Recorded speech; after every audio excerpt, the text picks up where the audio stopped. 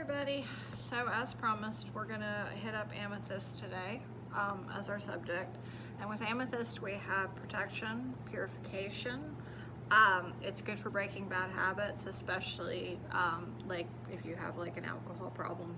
The Greeks believed because it was the same color as wine, it was good for breaking bad habits. It's got a divine connection, and like we just talked about with the alcohol thing, it's a release from addiction is a good one that Amethyst does. And it's available, pretty much all over the world, especially you see a lot of it out of Brazil, but there are mines even here in Georgia. It's kind of all over the place. And we already talked about how citrine can be, heat treated amethyst. So we're just going to deal with regular amethyst. And if you do continue to heat amethyst, you get praisiolite, but we'll do a whole separate thing on praisiolite at some point.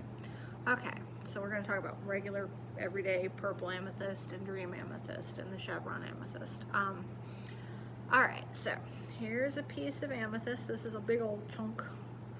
And as you can see, it has these quartzite looking, kind of inclusions to it, and that's because it's related to quartz. It has the same hardness as quartz. They form in the same areas. It's just a matter of different minerals getting in and coloring it. Let's see here. Some like really dark amethyst is actually irradiated to get that color purple, but most of the pale stuff like this guy is going to be natural.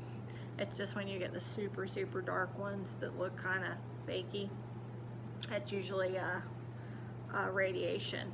The deep purple colors actually naturally in nature, it is iron and aluminum. That's how you get that.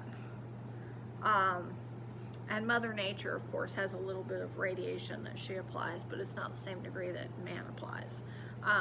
So you get, your aluminum and your iron and your little bit of Mother Nature's, Geiger counter waves there, and you end up with a pale amethyst. And if you keep, irradiating it, like, in a lab, you get like really dark amethyst. And I know you're looking at that being like, oh no, that's obsidian, but it's actually not. See, it's purple. So we've got that, regular pale natural amethyst, and here's a raw piece of it. See how it's a much paler purple than that sphere I just showed you? That's Mother Nature cooking it. And then, if mankind cooks it, it's a little darker because, we like things to be super duper apparently. But nature does a just fine job. And amethyst, sometimes because it does grow with quartz and smoky quartz, you get dream amethyst, which has, bands of quartz, and you get bands of smoky quartz in it sometimes. And also chevron amethyst, which is kind of the same principle. This guy, it's really hard to tell, but it's a kind of one of those, see the smoky in it? That would fall under the category of dream amethyst. And that guy's more of just a regular natural kind of amethyst. Let's see here. All right, so now we know what it's good for. Now we know, how it, kind of works for you and how it's made or created. Now we're going to talk a little bit about how to ID it versus other purple crystals, because you see a purple crystal, you're like, oh, that's amethyst, but not always. We've talked about purple fluorite before, and I'm going to show you. I have a piece of the kitty cat is purple fluorite, okay, and the amethyst, and I'm sure you can tell on the video, the fluorite has a little bit more blue to it. And of course, most fluorite things do fluoresce. So if you're not really sure, pull out a black light. But see the difference in the purple? This is a much lighter, brighter purple. This is a darker, bluer purple, okay? So this guy's fluorite, this guy's amethyst. And you'll also note too, the fluorite doesn't have those quartzite inclusions in it. It has inclusions, like right here, but not like this guy. So visually, you can kind of try to tell the difference between your purple fluorite and your purple amethyst. All right, so we also have lepidolite. That's going to be a purple stone. And with lepidolite, this kitty cat is lepidolite. And of course, you can see the obvious differences. The texture and the coloring. This is kind of more of a dull kind of color with little sparkle flakes in it. It's not smooth like your amethyst is. It's got, you know, kind of more of this texturing to it. It's not as, you know, clear. It's not going to be opaque. Most lepidolite isn't going to be opaque, and if it is opaque, it's mildly so, whereas your amethyst, good quality amethyst, should be fairly opaque, especially like if you take a light to it. But the lepidolite, as you can see, you know, I've got my flashlight up against it, and you can only see the bare minimum of a light shining through it. Whereas my amethyst, I can take the same light and look at that puppy. So you can definitely, especially if you're using a light, tell real fast. And here's our fluorite kitty cat even.